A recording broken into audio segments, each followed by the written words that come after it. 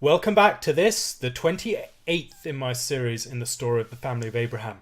Today we're looking at Genesis chapter 38, which is the story of Judah and Tamar. Now, according to many biblical commentators, this chapter is an interpolation within the larger story of Jacob and Joseph. It doesn't really fit very well, and some redactor has forced this chapter into its current position, and it just interrupts the flow of the text. So if you read verse 36 of chapter 37, now the Midianites had sold him in Egypt to Potiphar, an officer of Pharaoh and captain of the guard. And then go to verse 1 of chapter 39. Now Joseph had been taken down to Egypt, and Potiphar, an officer of Pharaoh, captain of guard, an Egyptian, bought him from the Ishmaelites who had taken him down there. It just seems as if everything that goes between those two is interrupting the flow of the text. And so you've got this resumptive statement in 39 verse 1, but 38 just does not fit. And this has been suggested by a number of commentators, and I submit it's because many commentators are simply not good readers of the biblical text. If you look closely at this text, you will see it is profoundly well situated. It belongs exactly where it is. And when you read it carefully in its context, it will make sense why it is here. And I hope this will become clear as we go along. First of all, let's take stock of the context. When we look in the context, what has just happened? Joseph has been sold into Egypt. Judah was the leader of the brothers in this plot. Reuben's the oldest, but Reuben was really trying to have to work against the brothers. He wasn't able to share his plan to try and deliver Joseph. Whereas Judah was the one who instigated the plan to sell him to the Ishmaelites. It does not appear that they were the ones that sold him to the Ishmaelites. It seems that it was the Midianites that did that. And then Reuben found out, being the first person to get to the pit, that had happened in their absence. But Judah was the leader of the brothers. And presumably Judah, having sold Joseph into slavery, the idea was go back to the father, tell the father that Joseph has been killed by some wild beast, present him with the cloak and the blood stains upon it, and he will be none the wiser. And of course, it's a tragedy. He's going to struggle to deal with this, but give it time. Time heals all wounds. And give him the love of family and all these different, his children rising up to console him. That will help him to get over it. And eventually, it might take a year or two even, but he'll be back to his old self and we'll be able to move on, and Joseph will no longer be a problem. Now, of course, that plan does not work. What happens is that Jacob refuses to be comforted, and he says, I will descend to my son in the grave in mourning. He's going to go down in mourning to his son. And so there's a descent here, the descent of Jacob to the grave. Another thing to notice is that there is a deception of the father using a goat and coats, or the tunic of Joseph, and a goat, the blood of a goat, presented upon that. And so there's a deception of the father using goats. Now, as we read the story of Jacob, we'll see that harkens back to previous event. It harkens back to his deception of Isaac, his father, where using goats, he presented himself as the loved, favoured son, the Bekor, Esau, and he received the blessing instead of the firstborn. And there seems to be a continuation of that theme as he is deceived concerning his beloved son, his favoured son, by his own sons. They're using, in many ways, the same ploy against him as he used against their grandfather. So we see that continual theme, and there's more of that within chapter 38. Other things to notice, that there are three descents that take place. There's the descent of Jacob to the grave in mourning, and then there's the descent of Joseph into Egypt.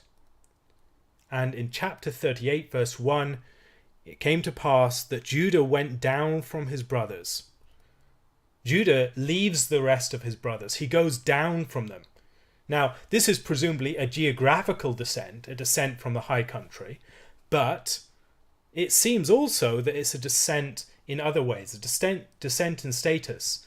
Judah was the leader of the brothers. He was the one who was really heading them up as a group. He was the one that suggested the plan concerning the selling Joseph to the Ishmaelites. He was the one who seemed to be the leader of the group.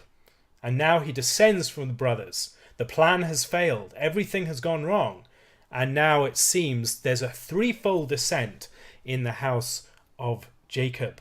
The descent of the patriarch to the grave in mourning, the descent of the favored son into Egypt and seeming death, and the descent of Judah, the leader of the brothers, the king of the brothers as it were, into a state of exile, of being away from the rest of the brothers and losing his office. So this fits in with the surrounding themes on that front. But there's more to say about this. As we read the story of Judah, we'll see that the story of Judah is juxtaposed with the story of Joseph. These two characters play off each other. I've mentioned in the past the diptychs of the story of Genesis, that we have characters that are juxtaposed and play off against each other as two panels within a painting, as it were. So you have Cain and Abel, Lot and Abram. We have characters like Esau and Jacob, Ishmael and Isaac, Sarah and Hagar, Leah and Rachel, and now Judah and Joseph. And as we see these characters off against each other, we'll be able to understand them better as we place their characteristics in contrast and see them against the foil of the other character. Now, Judah's story has great similarities with the story of Joseph. There's a descent from the brothers. There is themes of death playing out. There's themes of wandering, and there's having two children at the end of the story. There's temptation by a woman and to have sexual relations, illicit sexual relations, and there's being divested of personal items, and those things later on being presented as evidence. And so there's a very close parallel between this and the chapter that immediately follows it concerning Joseph and Potiphar's wife. In that chapter, a garment is taken from Joseph, once again presented as evidence against him, and in that case he resists the temptation of illicit sexual relations with the woman. Whereas here, Judah falls into the trap that Tamar has set for him. And so there's a juxtaposition there. And there's a contrast between these two characters that helps us to see the righteousness of Joseph more clearly and the wickedness and unfaithfulness of Judah in a sharper manner as well. So there's a juxtaposition, but there's also an entanglement. Judah's story is entangled with what he has done to Joseph, his brother, what he led the brothers in doing. And so his story is going to have to play out against the story of Joseph. And in parallel with that, he's going to have to work out his destiny. We'll see Judah coming to the fore later on in the story of Joseph. Judah was the leader of the brothers, then he has to lead them again in the redemptive cycle. So Judah's story and Joseph's stories are both juxtaposed and entangled. There are three descents then: Jacob, Joseph, and Judah. And these descents are of different characters. Jacob's descent is one of mourning, Judah's descent is one of loss of office, and Joseph's descent is into slavery and into exile, the foreign land. The story of Judah begins with him marrying the daughter of Shua. He marries a Canaanite, and he seems to be playing out patterns that are very similar perhaps to Esau. He's an Esau type character in this, and we'll see him despising his birthright later on. But he marries a Canaanite woman, Bathsheba, the daughter of Shua, and he has a friend called Hira the Adullamite. He goes to see him. Now, the character of Hira the Adullamite is just a weird presence within this text. I mean, why have Hira the Adullamite? He's mentioned at the beginning as the one that Judah goes down to see Hira the Adullamite. Then he's mentioned later as someone who goes up with Judah to the sheep shearing festival celebrations. And then he's mentioned as the one that's sent out with the goat. So he's a presence in 3 different stages of this story, but he doesn't seem to... his identity, the particularity of who he is, doesn't seem to be relevant. And so his presence within the story raises questions. What is he doing here? And I really don't know. We have reason to believe that his presence is significant, but why he's mentioned, if you have any ideas, please mention them in the comments. Maybe some association with Hiram, some have suggested. Hiram, David's friend throughout his reign. And so Judah, the ancestor of David, has a friend called Hira. And so Hiram, I'm not sure about that. I don't find that very convincing. I don't know what you think. If you have any suggestions, please leave them in the comments. The story is one of descent from his brothers, but it's not just descent from his brothers. It's descent into death.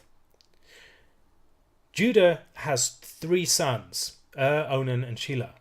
And his oldest son, marries a woman called Tamar. And Tamar is the wife of dies. He's killed by the Lord because he's wicked. His wickedness kind of plays off his name reversed. So you might say Erd. There's a playing off the name there. And so he's killed by the Lord. And then there's the performance of Ebam, the levirate marriage rite. And so Tamar is given to the next brother down, Onan. Now Onan does not want to ruin his own inheritance. And so he has relations with... he seems to have relations with Tamar, but he ejaculates outside of her to ensure that there's no children that were born. And so he's violating her, and also he's acting against his brother's interest, his dead brother. And so there's a twofold violation here. He's violating the widow and he's violating his brother and his inheritance. And so he's not doing his duty of love to his brother, and he's dishonoring the widow of his brother as well in a very powerful way. And God kills him too. Now at this point it seems that Tamar is bad news. We don't know, or no one else in the story knows, apart from the reader. The reader knows that Tamar is not the one to blame here. That the one who is at fault is, and then Onan, both of them, independently wicked children. And they're both being killed as a result of their sin. But what does Judah see? What do other people in the story see? They see this woman, and what's the common... she's a sort of widow, black widow character. The people who marry her or have relations with her seem to meet messy ends. And so, what's going on there? Maybe we want to keep the rest of the family away from this Tamar woman. This woman who seems to spell doom. And so, Judah is reluctant to give his son Shelah to Tamar, and tells Shelah to go to her father's house and remain there until Shelah is grown. But of course, even when Shelah is grown, he does not give Shelah to Tamar. Now his wife dies. Judah's wife dies. And when Judah's wife dies, he's consoled as a result of this, and he goes up to his sheep shearers at Timnah. Now it seems that sheep shearing was an important festival. It was a time of celebration. It was a time where you went away for a while and enjoyed some festivities. We see sheep shearing mentioned on a few occasions in Scripture, associated with feasts or associated with significant events. And we'll get to that in a moment. But Jeffrey Gagan has a very good article on this. I might link to that in the show notes. But something at this point changes. He's consoled, and there seems to be a change or a juxtaposition between this and his father. Judah is consoled very shortly after the death of his wife, and he's lost 2 sons as well. On the other hand, Jacob is going down to his grave in mourning as a result of the death of Joseph. And so the father who's easily consoled concerning the death of his 2 sons and the death of his wife contrasts with the father who cannot be consoled. These 2 characters play off against each other then. As he goes to Timnah, Tamar hears that her father-in-law is going to Timnah. She's told, "Look, your father-in-law is going up to Timnah to shear his sheep." So she takes off her widow's garments, covered herself with a veil, and wrapped herself, and sat in an open place, or Enaim, which means 2 springs, or 2 eyes. Those words, it means the same thing, which was on the way to Timnah. For she saw that Shelah was grown, and she was not given to him as a wife. So she's on the way to somewhere, and she's at this place called Enaim, 2 springs. In the previous chapter, we've seen a place called Dothan, 2 wells. Could these places be related? Particularly as we see that Joseph is told that his brothers have gone to Shechem to shear their sheep, and he's first of all sent to, goes to Shechem, and then on the way he meets someone, and then he's sent to Dothan. Seems to be a significant location. Is there something that connects these 2 places? I think there probably is.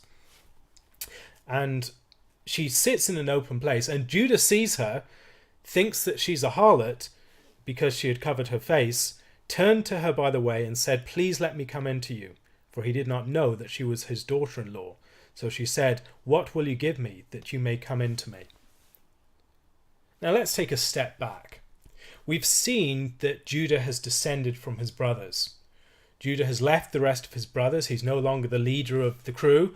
He's the guy who's off by himself with Hira the Adullamite, and now he's married, forming his own family, but his family is dying.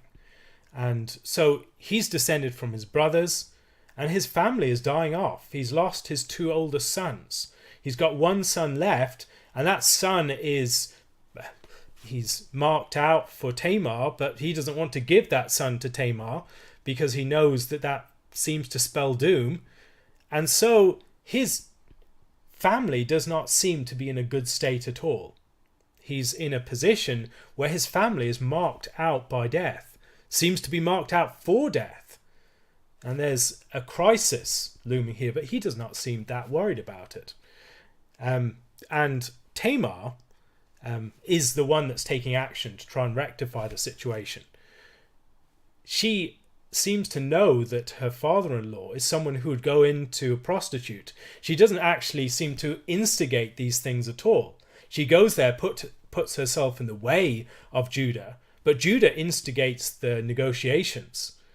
So he's a pretty disreputable character, we would think at this point. She said, "What will you give me that you may come in to me?" Now, think for a moment. If we're having a story in the book of Genesis, would we expect a number of verses devoted to negotiations with a prostitute concerning payment? It just seems unnecessary. It seems to be, what does it add to the story? And why is this unseemly negotiation taking pride of place within this chapter? I mean, it's the very center of the chapter. Your attention is drawn to this, but yet it just seems, as if it should not really belong here. He said, "I will send you a young goat from the flock. And she said, "Will you give me a pledge till you send it?" Then he said, "What pledge shall I give you?" So she said, "Your signet and cord and your staff that is in your hand." Then he gave them to her and went into her, and she conceived by him. So she arose and went away, and laid aside her veil and put on the garments of her widowhood. So there's a 2-stage negotiation here. He does not give her money. He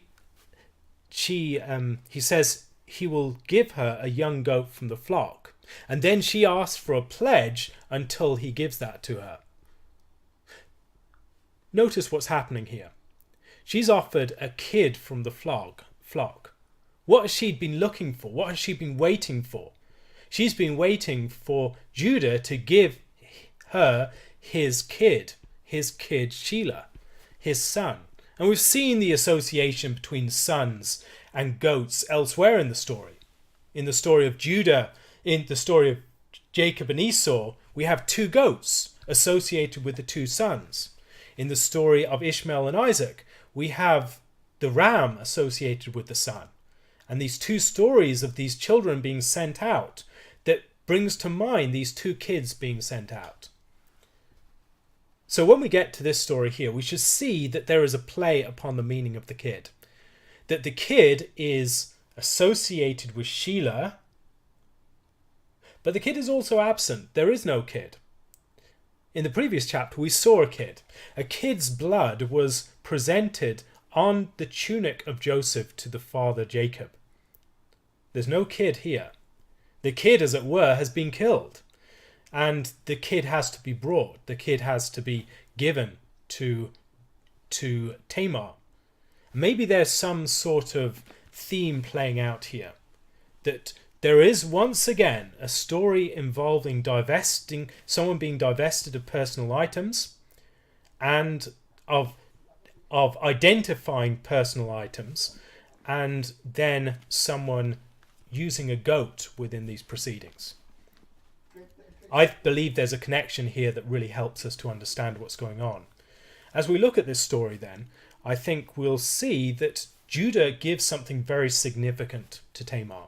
Some have suggested that the cord referenced here actually refers to a garment. I'm not convinced. I think it probably refers just to a cord. And he gives his signet or seal in his cord and the staff that is in his hand. These are important items to give.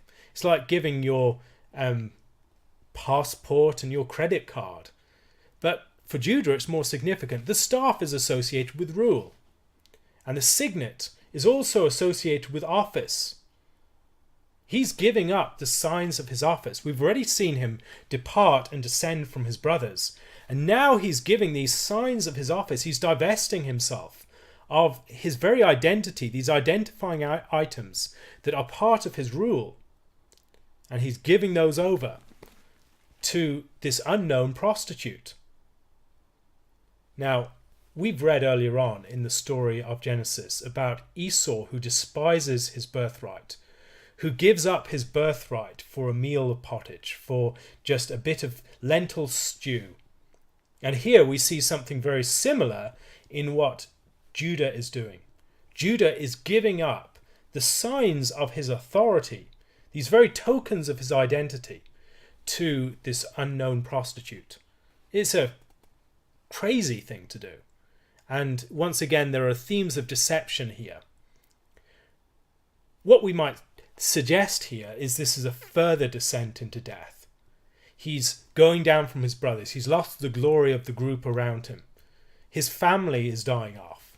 And now he's giving up his very identity. As you read the story of Genesis 38, pay attention to how much time is passing. We've already had him he goes down from his brothers. He goes with Hira the Adullamite. Then he sees the daughter of Shua, marries her, then has 3 children with her. They come of age. The oldest marries Tamar, then he dies. Then the next marries Tamar, he dies. And then the next still comes of age. He could marry Tamar, but he's withheld from Tamar. And then his wife dies. All that passage of time, this is at least 30 years or so. And so this, although it's placed here, it seems to burst the banks of the initial context. So it extends far beyond this initial scope between chapters 37 and 39 in the story of Joseph. It extends far out into the future, after they would have descended into Egypt, perhaps. But there's a long period of time that passes here. And Judah is still on his descent. He's falling. He's fallen from his brothers. His house is falling in decay and ruin. And now he's giving up his identity to a prostitute. This is crisis time. This is the one who's supposed to be the tribe that leads, and yet he's giving everything up. And so he gives the tokens to Tamar. Unbeknownst to him, it's Tamar. And then she puts aside her veil, puts on the garments of widowhood again. And Judah sends the young goat by the hand of his friend the Adullamite, by Hira, to receive his pledge from the woman's hand, but he did not find her. He goes and asks the men of the place, "Where is the harlot who was openly by the roadside?" And they said, "There was no harlot in this place." And he returned to Judah and said, "I cannot find her." Also the men of the place said that there was no harlot in this place. Then Judah said, "Let her take them for herself, lest we be shamed. For I sent this young goat, and you have not found her." So he's concerned that there will be a scandal, that he will be shamed in the sight of the people around.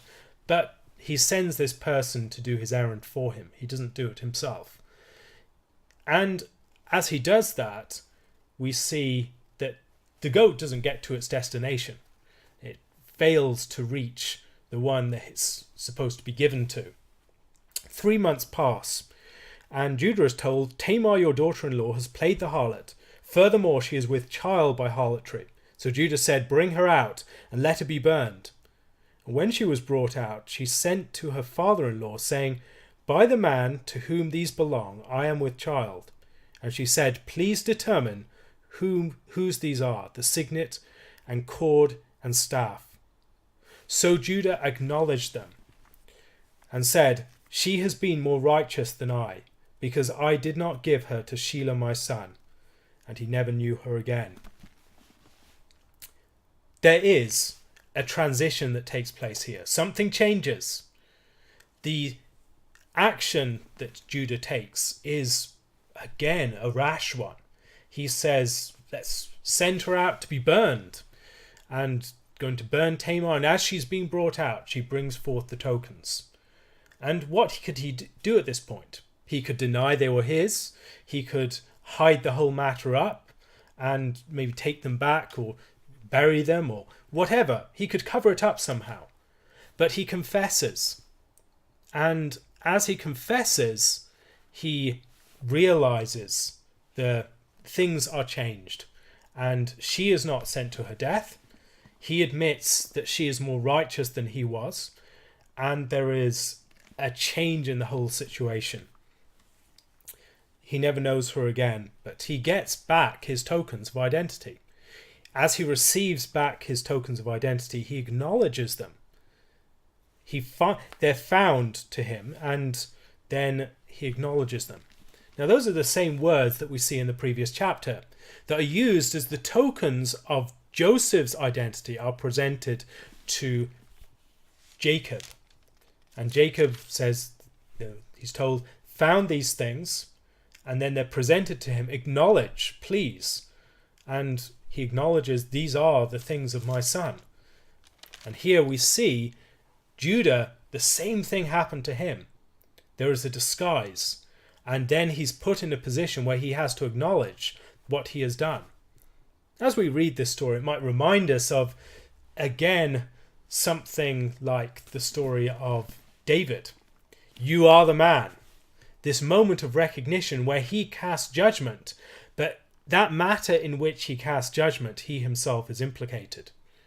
And maybe there's a relationship between Bathsheba, the daughter of Shua, and Bathsheba. Maybe there's something going on there. But we might look at that in a few moments. Or Tamar rather than the daughter of Shua.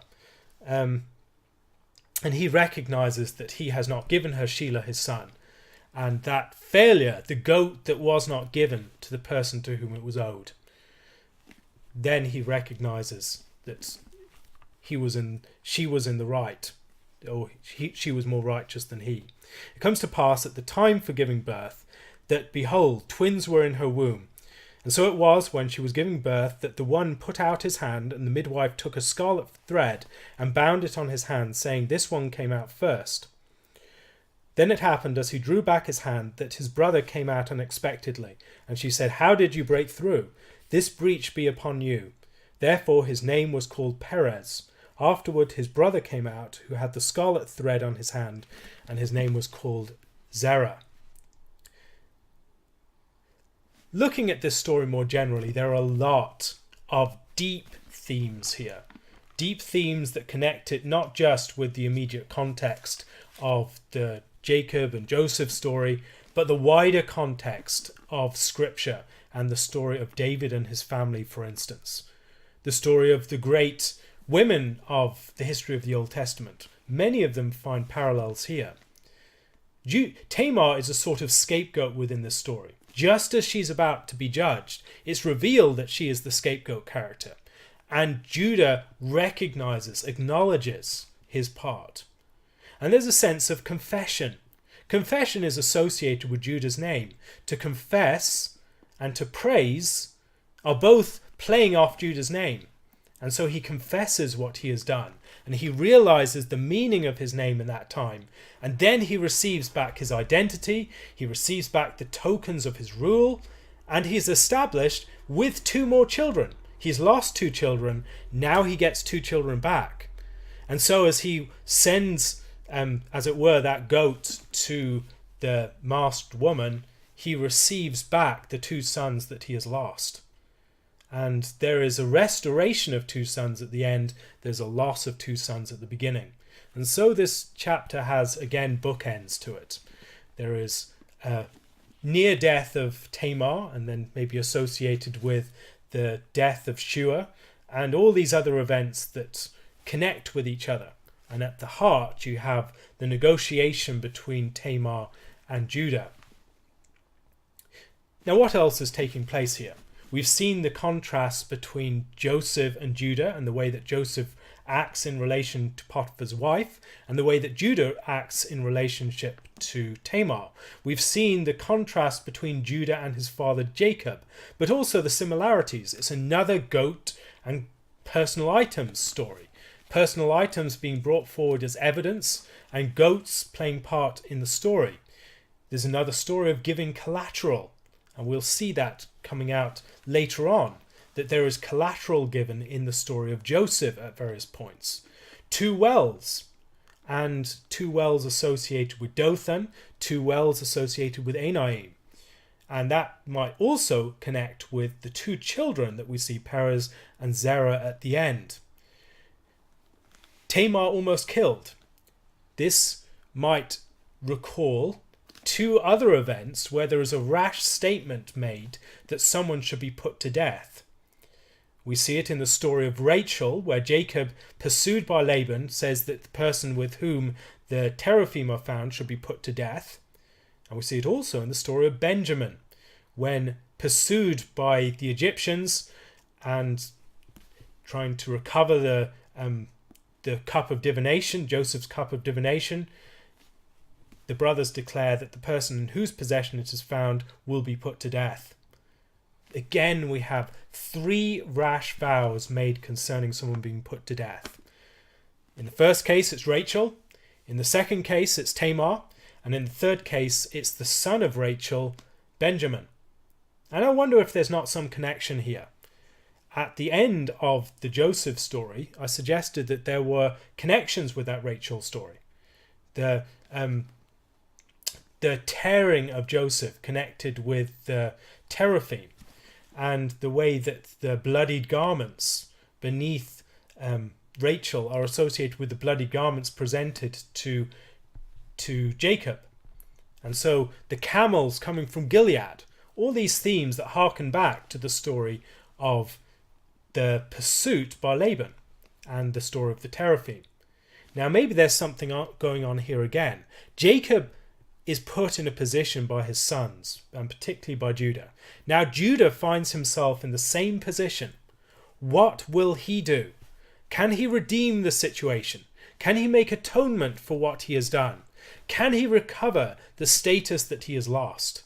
Can he recover the items that he has divested himself of? Can he restore to himself these things? And that's the question that you have within this passage, but then also in the story concerning Benjamin. Will he intercede for Benjamin in a way that recovers the lost child, or the near lost child, of Rachel. And notice again, in that story, we have a similar set of themes. You have a son that is lost. Joseph is lost. Then they go down to Egypt to get food. Simeon has to be left behind as collateral. And then Jacob has lost two sons. He's lost Joseph and he's lost Simeon, and he's told he must give Benjamin. The one son he does not want to give. He's reluctant to give this Benjamin to the unknown man. The unknown man who turns out to be Joseph. And as he gives Benjamin, he receives back all the sons. And so there's a similar theme playing out here in the story of chapter 38. Two sons lost at the beginning, receiving back two sons at the end as that goat is given.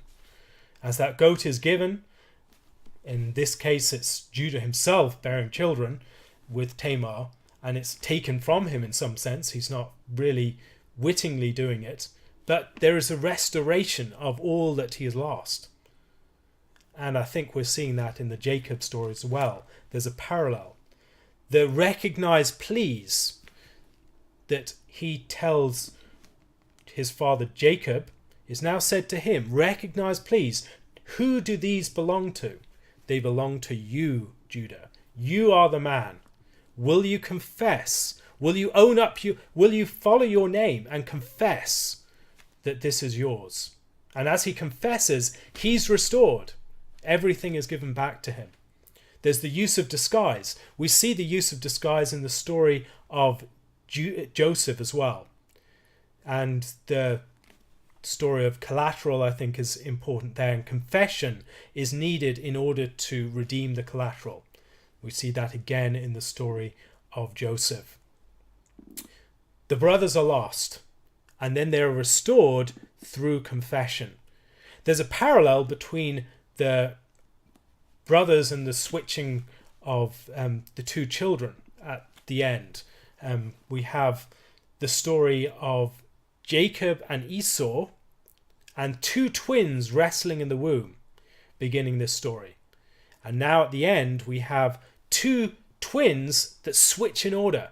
The one that's associated with the scarlet cord with the colour red, the Esau type figure, does not in fact come out first. It seems as if he's going to come out first, but the other child makes it out before him. This is a theme of Jacob himself triumphing ultimately over his brother. And we've seen that story of the birth of Jacob played out on 3 occasions. This is another occasion in which it plays out in the next generation.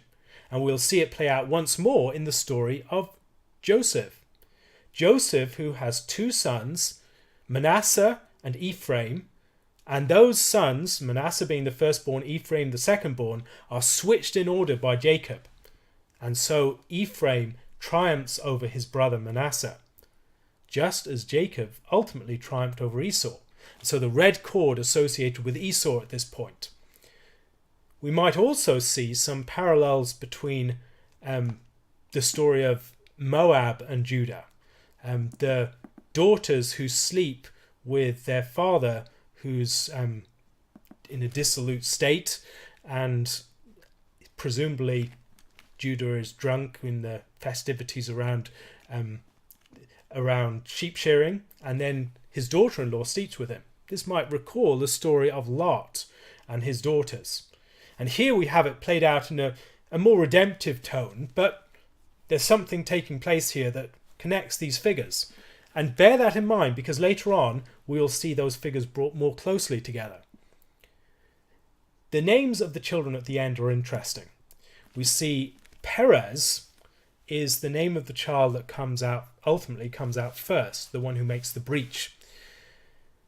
As we read through the story of Jacob and the story of David, we'll see this word Perez come up at key points, or paratz. Paratz is associated with breaking out, or with breaking away, or pressing, these sorts of things. And it appears at key moments. So we're told that Jacob has broke forth in a multitude in Genesis chapter 30 around the time of sheep shearing, when he leaves the house of Laban in that chapter. Again, it's a significant thing that's taking place here. In that chapter and the succeeding chapter, he breaks forth into a multitude, and then he breaks away from his master and father-in-law at the time of sheep shearing. Nabal, in the story of David, says that many men break away from their masters in 1 Samuel 25. And again, that's at the time of sheep shearing that this story takes place. In 2 Samuel chapter 13, Absalom presses, again it's the same verb, David to go to the sheep shearing festival. And then, when David declines, to let Amnon go. And so what we're seeing here is this term, Perez. It's being played upon. It's a significant term. We need to pay attention to that. Jeffrey Gagan has, as I mentioned, written a significant article on some of these themes. I disagree with a number of the conclusions he makes, but some of these connections are very helpful. Jacob is the one who breaks through, and then David is the one who breaks through. And this name Perez, I think, is, again, it's one of those names like Esau or Edom or Laban or something like Isaac, that we have a lot of wordplay upon. You're supposed to notice the word and see the way that that word is played upon over the history to give some sense of the significance of this character. Now, there are a lot of interesting details within this chapter that I simply do not know what to make of. I've mentioned Hira the Adullamite. Why mention him at so many points? It just seems unnecessary. Other things like the fact he's an Adullamite. We don't see Adullam mentioned elsewhere in Scripture, really, apart from the cave of Adullam, which is associated very strongly with David. And there are other things about this chapter that associate with David. We'll get to that in a moment. So these details are interesting. Hiram, the Adullamite, cave of Adullam. These are associations that maybe recall David. I'm not sure. But for some reason or other, Hira seems to have a significance within the story. Sheila, we're told, is conceived at Kezib. Now, why mention that? Again, it seems like a superfluous detail. Is it suggested that it's associated with falsehood? Maybe. I'm not sure. Again, if you have any suggestions on these, please share them in the comments, because I'm at a loss. As we read through this story, the story of Tamar and Judah, it plays upon some continual themes that we find throughout Scripture. The woman deceiving the serpent type figure. We see that story played out in Jael and Sisera, in Rahab and the men of Jericho, in Michael and Saul. In all these different stories, we see Esther and Haman. We see people being deceived by the woman. Now, I wonder whether there's some sort of... a number of these figures might be associated with Esau.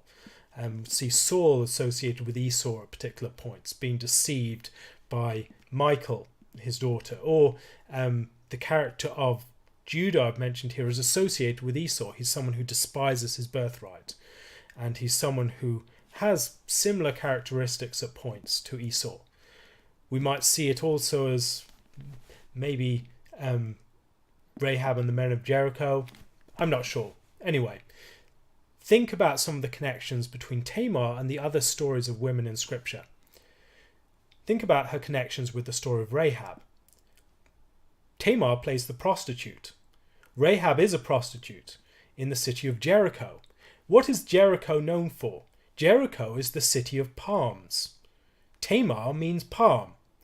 She's rescued from being burned with fire. The city of Jericho is burned with fire, and Tamar is rescued from being burned with fire.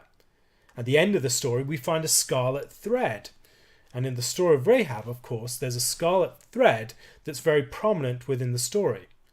In the story of Rahab, there's two spies that are delivered through the window. And that window is associated with the scarlet thread.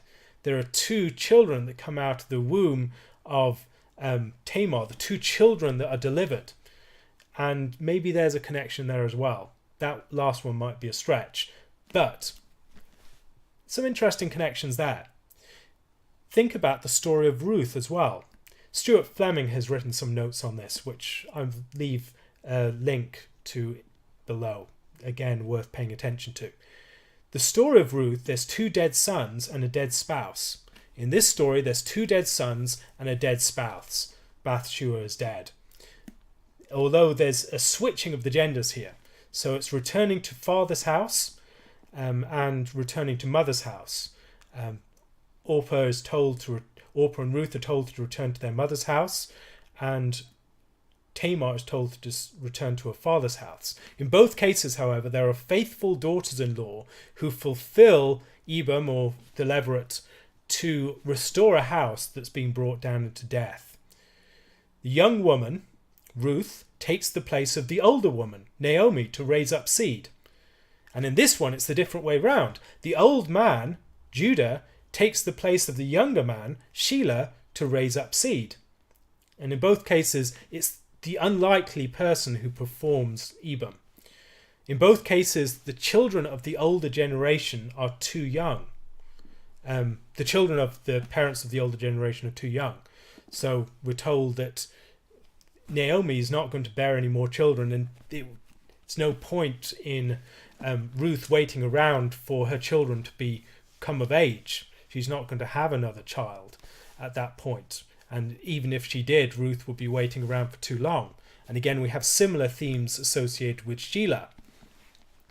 The levirate that is fulfilled by the daughter-in-law who works to secure the future of the family. A pledge that is given by Judah and his descendants. So Judah gives, and his descendants, so we have Judah giving a pledge here of the tokens of his rule. And Boaz gives, as a token, he gives seed. He gives something that's associated with the promise of seed being given. Nearer kinsman does not perform the levirate. Onan fails to do his duty. And we see again in the story of Ruth, the nearer kinsman does not perform the levirate, lest he impair his own inheritance. Again, there are Moabite themes. Ruth is the Moabitess. She's the one who is associated with the ancestress who slept with Lot when he was not completely aware of what was taking place. And sexual relations at the time of sheep shearing.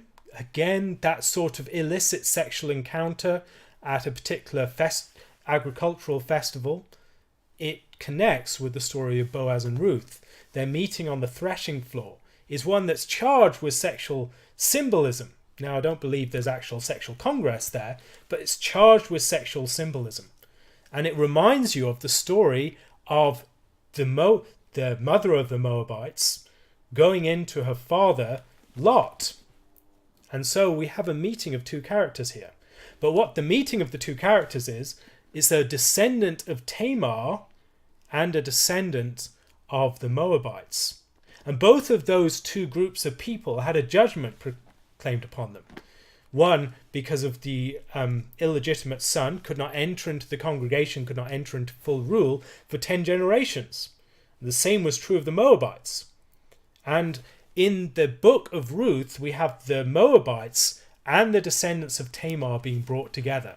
And at the very end of the book of Ruth, we have Tamar, her story, being presented as prominent. So at the very end of the book of Ruth, we read, "Now this is the genealogy of Perez," or earlier on, just a bit back. "May your house be like the house of Perez, whom Tamar bore to Judah, because of the offspring which the Lord will give you from this young woman." And then it begins with the genealogy of Perez. Perez begot Hezron, Hezron begot Ram, Ram begot Aminadab, Aminadab begot Nashon, Nashon begot Salmon, Salmon begot Boaz, Boaz begot Obed, Obed begot Jesse, and Jesse begot David. And so in the line of David, we have these themes playing out, these themes of the woman who intervenes to restore the fate of a dying family. It happens in the story of Judah, and it happens in the story of Ruth and Boaz. It's a death and resurrection story. The story begins with the father and the two sons dying in a land that goes away from their heritage. We see the same thing in the story of Judah and Tamar, the death of and Onan and Bathsheba. And then we have the restoration through the faithful daughter-in-law. There are other connections here. We might think of the story of David. There's another character called Tamar in the story of David, the daughter of David. David is a Judah type character. He's also associated with Jacob. Tamar is associated with a multicolored cloak. She's the one other character in Scripture who wears such a coat. Obviously reminding us of Joseph. She suffers a terrible fate that has consequences for the family. She's raped by her brother Amnon. And at the time of sheep shearing, her brother Absalom kills Amnon. And again, there's other themes like remaining in the house. She remains in the house of Absalom, and Absalom eventually avenges her, much as Tamar remains in the house of her father. Absalom has 3 sons and a daughter named Tamar. Again, similar themes, and all these things happening at the time of sheep shearing. What else can we see as a set of connections? Perhaps the most interesting connections of all, and I simply do not know what to make of these, but I'll give you some of the pieces and see if you can put them together. I have some reflections, but let me throw these out there. The story of the Day of Atonement. The story of the Day of Atonement begins in Leviticus chapter 16 with the story of the death of 2 sons. The death of the 2 sons of Aaron when they offered profane fire before the Lord. Then it involves sending a goat by the hand of a suitable man. In the story of Genesis chapter 38, we have a goat sent by the hand of a suitable man. We have mourning.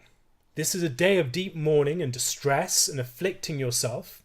And the story of Judah is a story that's just marked by mourning, by death afflicting this house, and the house descending into the depths of the grave, all these children dying. And then also Judah losing all the signs of his rule. He's losing his status. Judah having to be divested of his vestments. He's not wearing his glorious vestments anymore. He's not wearing signs of his rule. In the same way, the high priest wears linen garments. He doesn't have the garments of gold on the Day of Atonement. He doesn't use those for the atonement ritual. There are twin goats. And these goats, according to Jewish tradition, going back a long way, are distinguished by the fact that one of them has a scarlet cord on it. You'll see that in the painting by William Holman Hunt, The Scapegoat. The goat has scarlet cord wrapped around its horns. And the point is to distinguish these 2 goats that look very similar from each other. One of them has to be distinguished from the other. And they're distinguished using scarlet cord. As we read through the story of Genesis, I've suggested before that there are points where we'll see parallels with the ritual of the Day of Atonement. There are 2 sons sent out in Genesis chapter 21 and 22. There's the one that's brought up and offered as an offering to God. And the chapter beforehand, there's the child that's sent out, the kid that's sent out by the hand of Hagar into the wilderness. And so you have these 2 sons, and the fate of these 2 sons, which involves their fate is entwined, and it's the fate of the house of Abraham that's playing out in both of these stories.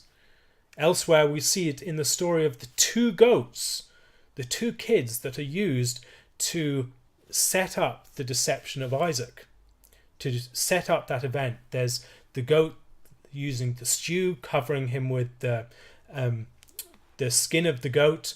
And then in that story, there are 2 sons. One sent away from the fat of the land, and the other goes to the site of Bethel, the site where he lays down his head, and that becomes the site of an altar, as it were. It's the site where God the ladder ascends and descends.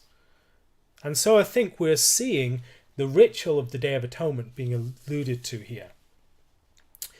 Tamar, we're told, she's going to be burned. Again, that might recall some sort of burning the sacrificial themes. And the emphasis on the Day of Atonement is confession.